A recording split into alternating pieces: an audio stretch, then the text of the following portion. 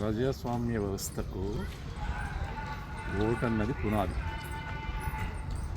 పునాది ఎంత పటిష్టంగా ఉంటే మనం నిర్మించుకునే ప్రజాస్వామ్య వ్యవస్థ అంత పటిష్టంగా ఉంటుంది. మన భవిష్యత్తు చాలా బ్రహ్మాండంగా ఉంటుంది. అసలు ఓటు మన హక్కే కాదు, మన ధర్మం. ధర్మం ప్రకారం అందరూ కూడా ఓటేయాలి, ఓట్లో పాల్గొనాలి. ధర్మం పూర్తిగా ధర్మబద్ధంగా ఉంటే మన ప్రజాస్వామ్య వ్యవస్థ కూడా ధర్మబద్ధంగా ఉంటుంది, మన భవిష్యత్తు కూడా బ్రహ్మాండంగా ఉంటుంది.